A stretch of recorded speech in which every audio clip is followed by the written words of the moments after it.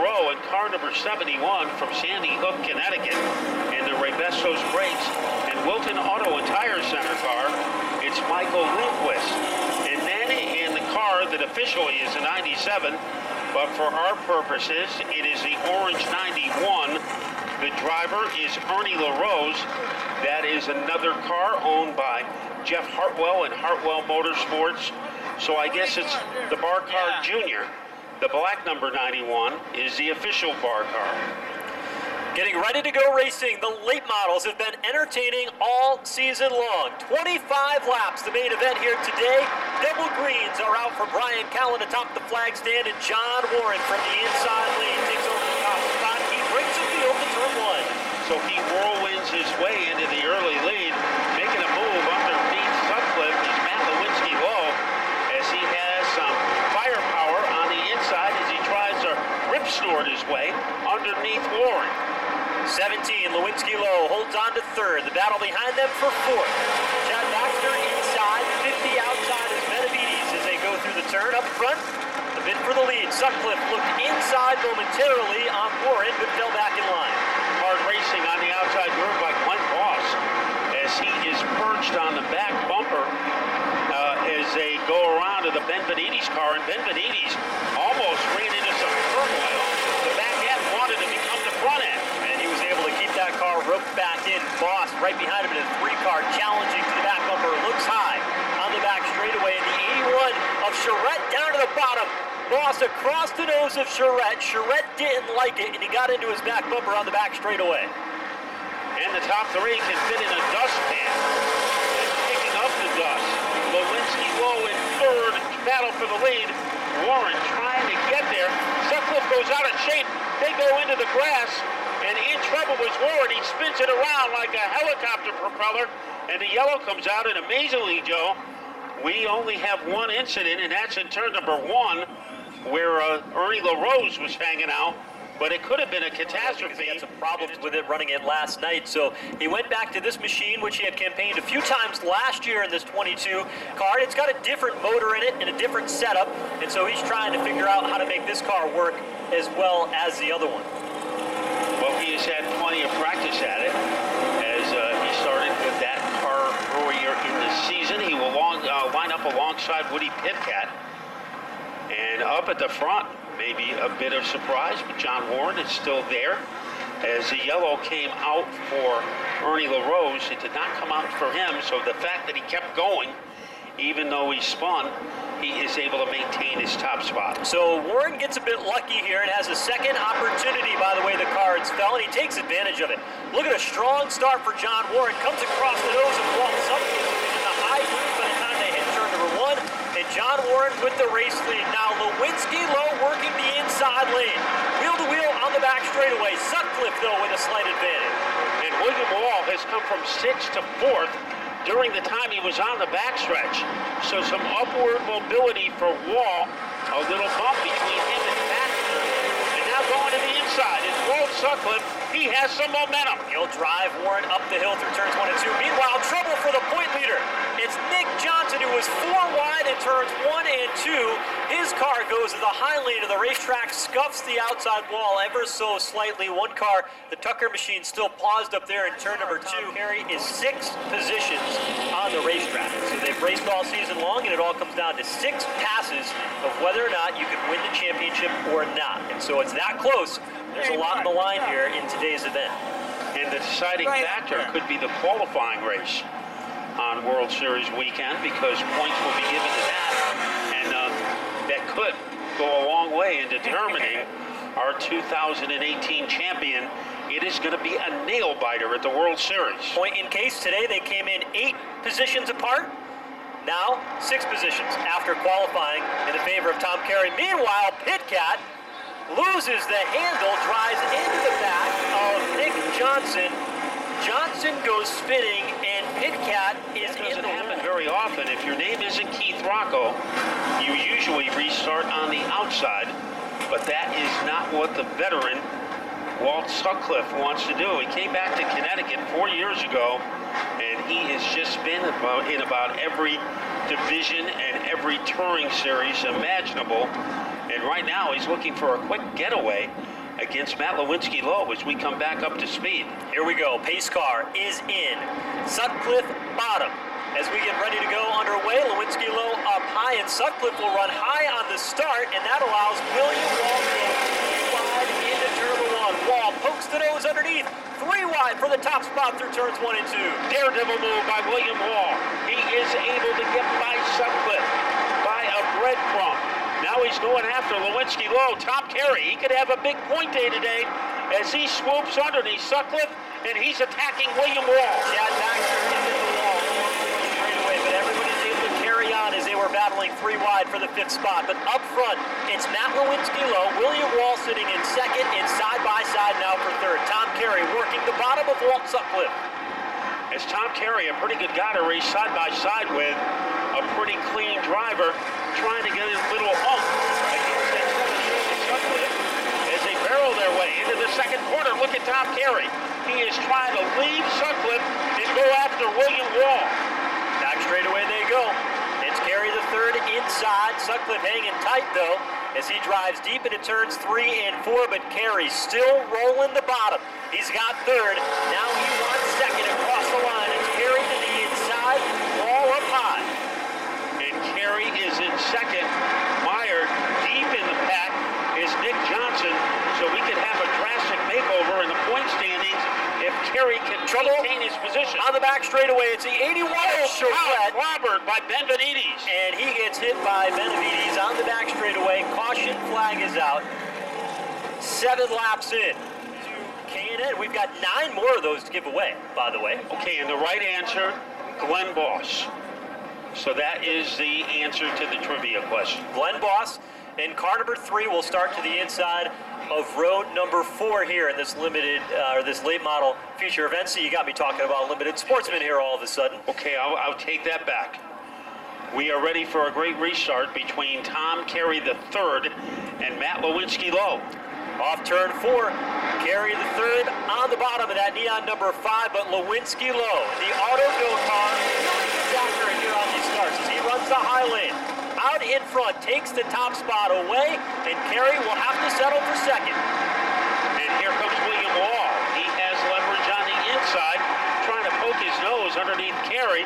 Also in the mix is Sutcliffe, as Carey might have been pestered from behind, but he recovered and is going after Lewinsky Low. I'll tell you what, Walt Sutcliffe in that 3rd spot is pretty feisty today. He's beating and banging on William Wall in the front straightaway. Wall and Sutcliffe come together. Speaking of beating and banging, Boss is in the middle of the sandwich as Sutcliffe hit the wall, and then Boss got creamed by Chad Baxter. Wow.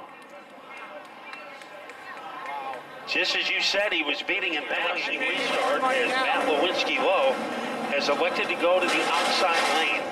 And that's what most leaders usually do in the late models. So we'll see if Tom Carey III can stay up with him. You also have to keep an eye on Ryan Morgan. Ryan Vincent Morgan in car number 31. He has been one of the outstanding drivers in the division this year. Has come into his own. Remember, it was this time last year where he got his first win after coming back from a broken foot. Field ready for the green flag, and Brian Callum shows him as they come down to the line. It's Carey and Matt Lewinsky Low, one of the top contenders in the late models over the past year and a half or so. When the caution flag comes out, we've got trouble here on the front straightaway. Randy Tucker in the 11 car paused along the outside of the front stretch. And that is the 2nd time he has been laid out against a wall. A lot of schools haven't had many days yet because of the hot weather. They've already used up their snow days in September. I know. I tell you, so our oldest son just went to kindergarten this year, and I tell you, those half days really mess up your schedule when you're figuring to get him back off the bus at like 3:30, and you got to get him at 1 o'clock. It's been a little bit challenging, to say the least, but unbelievable. You know what? High 90s this week, the cool fall, crisp afternoon here today. That's New England, right? Just wait a little bit and the weather will change. But we're ready to go racing here in the late models again, still on lap number 8 as they come off turn 4. And the advantage goes to Tom Carey as he gets it done early against Lewinsky Low. Lewinsky Low trying to recover. They laser beam their way off turn number 2. Tom Carey on his way to clearing the number 17 car. Can he get it done, though, into turn number 3? But it's Lewinsky Lowe who drives deep into turns 3 and 4. Carey, though, strong on exit, takes over the top spot and leads on lap number 9. Lewinsky Lowe, so many pay-per-views would be in China, but he is in second, and that is being threatened by William Wall. Wall has been quick, he has been rambunctious, and he is trying to carve his way underneath Lewinsky Lowe. Lewinsky Lowe has been making the outside lane work very good for him, though, as here's a spin. Gentis off turn 4 to the inside. No harm, no foul. The car sits paused to the inside of turns 3 and 4. Will it bring out a caution as the leaders race off turn number 2? And it does. So Gentis spinning to the inside of turns 3 and 4. A lazy solo spin will bring out the caution flag as Tom Carey III will use single file restarts from here on out in our late model event, as we have been stuck here in the single digits until the last time around. And so lap 10 of 25, we'll restart him here. Tom Carey III, who said, you know what, if I win the championship, it doesn't really hurt that bad if I don't win a race, but you better believe I want to. He's in position now to not only take over the championship point lead going into the World Series, but also get his first win of the season. Green flag is out and Carey is gone. And the battle is for second. Here comes William Wall as he veers to the inside of Lewinsky Lowe. He has some adrenaline in that number 4 car.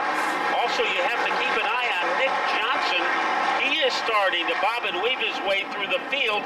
So Nick Johnson, he is not done yet. Doing a nice job. Tail end of the field, just outside the top 5 at the moment. Battle right now is for second, though. Lewinsky Lowe up high. William Wall working the bottom lane. Nose out in front.